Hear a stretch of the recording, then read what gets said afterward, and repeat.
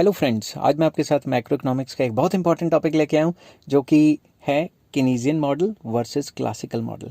Keynes और classicals में क्या डिफरेंसेस हैं जो कि सेकेंड वर्ल्ड वॉर से पहले के भी चलते आ रहे हैं, वो हम डिस्कस करेंगे। चलिए शुरू करते हैं। मैंने एक साइड पे क्लासिकल मॉडल लिखा है, दूसरी साइड पे केनीजियन मॉडल लिखा है। मैं इनकी जगह मॉडल की जगह classical theory and Keynesian theory भी लिख सकता था।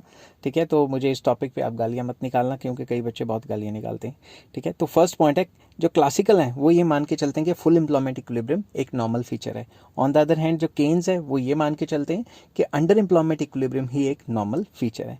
क्लासिकल कहते थे कि ऑटोमेटिक एडजस्टमेंट होती है through price, rate of interest and wage rate. किस तरीके से होती है ये देखने के लिए आपको मेरी क्लासिकल थ्योरी की वीडियो और सेज लॉ की वीडियो देखनी पड़ेगी, जो कि मैक्रो इकोनॉमिक्स ग्रेजुएशन लेवल नाम की प्लेलिस्ट में है। ठीक है, नेक्स्ट, नो ऑटोमेटिक एडजस्टमेंट। वो कहते थे कोई ऑटोमेटिक एडजस्टमेंट नहीं होती, गवर्नमेंट को इंटरफेयर करना पड़ता है तो कहीं फुल एम्प्लॉयमेंट को मेंटेन कर पाएगी। ठीक है, क्लासिकल कहते थे कि एग्रीगेट सप्लाई को ज़्यादा स्ट्रेस दो, केन्स कहते थे एग्रीगेट डिमांड को ज़्यादा कंसेप्ट दो।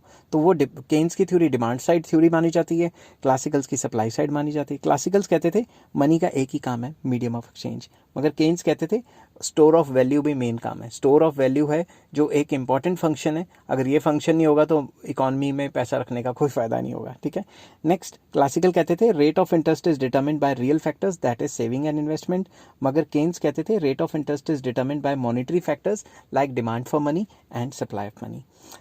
नेक्स्ट पॉइंट आ जाता है, जो क्लासिकल्स थे वो कहते थे saving is a function of rate of interest.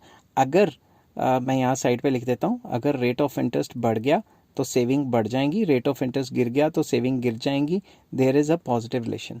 मगर ये कहते थे सेविंग और इनकम का रिलेशन है। केन्स कहता था कि saving is related to income only, income होगी तभी सेव करोगे, इनकम ही नहीं होगी तो सेव कहाँ से करोगे।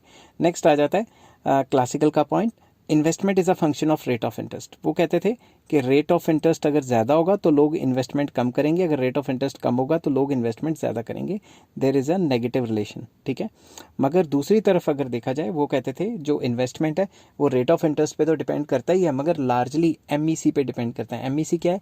एक्सपेक्टेड प्रॉफिटेबिलिटी, कि जितनी ज़्यादा एक्सपेक्टेड प्रॉफिटेबिलिटी होगी उतनी इन्वेस्टमेंट की जाएगी, जितनी कम एमईसी होगी उतनी कम इन्वेस्टमेंट की जाएगी। नेक्स्ट पॉइंट आ जाता है क्लासिकल्स में, नो गवर्नमेंट इंटरफेरेंस। क्लासिकल कहते थे गवर्नमेंट को इंटरवीन करने की क्या जरूरत है जब सब कुछ ही ऑटोमेटिकली एडजस्ट हो जाता है, मगर केन्स कहते थे कि भाई गवर्नमेंट इंटरवेंशन इज रिक्वायर्ड, क्योंकि ऑटोमेटिक एडजस्टमेंट नाम की कोई चिड़िया नहीं होती। ठीक है, कोई कंसेप्ट ही नहीं ऑटोमेटिक एडजस्टमेंट का। ठीक है, नेक्स्ट, वो कहते थे अगर ऑटोमेटिक एडजस्टमेंट होता तो वर्ल्ड इकोनॉमी में 1929-30 में डिप्रेशन थोड़ी ना आता। तो क्लासिकल्स कहते थे they were in favour of cut in the money wages to bring full employment. Full employment को मेंटेन करने के लिए वो ये कहते थे वेज रेट को गिराना बहुत ज़रूरी है। तो ऑटोमेटिक एडजस्टमेंट में कहते थे अगर वेजेस गिर जाएंगी तभी डिमांड फॉर लेबर बढ़ेगी। ठीक है, मगर केन्स कहते थे ऐसा नहीं होता, any reduction in the money wages is likely to cause fall in effective demand. अगर वेजेस कम करेंगे तो परचेजिंग पावर गिर जाएगी, परचेजिंग पावर गिर जाएगी तो डिमांड गिर जाएगी, डिमांड गिरेगी तो मार्केट में प्रोडक्शन बंद हो जाएगी और फर्दर इससे एम्प्लॉयमेंट भी गिर जाएगी। Next, saving is a social virtue. कौन कहता था? क्लासिकल्स, कि भाई सेविंग बहुत अच्छी बात है, करनी चाहिए, मगर केन्स क्या कहता था? Saving is social wise, saving society के लिए सही नहीं है। अगर सारे के सारे बंदे सेव करने लग गए तो मार्केटों में, दुकानों में जो सामान पड़ा हुआ है वो तो बिकेगा ही नहीं। अगर वही सामान नहीं बिकेगा तो फर्दर प्रोडक्शन ज़्यादा कर ली उन्होंने, माल बिका नहीं और फर्दर फिर बनना बंद हो गया तो अनएम्प्लॉयमेंट फैल जाएगी।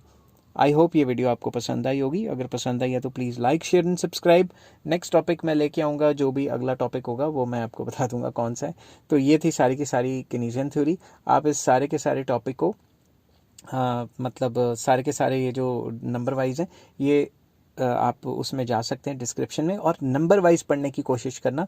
मेरी कोई भी वीडियो देखते हो मैंने उसमें डिस्क्रिप्शन में सारे के सारे लिंक दिए होते हैं, और आप उन लिंक्स को नंबर वाइज पढ़ोगे तो आपको बहुत मज़ा आएगा। शायद टीचर का नाम ही भूल जाए आपको। ठीक है, क्योंकि जिस हिसाब से पेपर में आपने अटैम्प्ट करने हैं मैंने उसी हिसाब से लिखे हैं। जब मैं डीएवी कॉलेज में पढ़ाता था, मैंने 4-5 साल पढ़ाया डीएवी कॉलेज ड्यूरिंग मैं जब पीएचडी कर रहा था, तो उस टाइम पे जब मैं पेपर चेक करने जाता था तो बीइंग टीचर जो मैं एक्सपेक्ट करता था कि बच्चों को इस तरीके से लिखा होना चाहिए, मैंने अपनी सारी वीडियोस उसी तरीके से बनाई हैं। ठीक है, आई होप ये मेरी बातें आपको बोर ना करें। Till then take care, bye bye.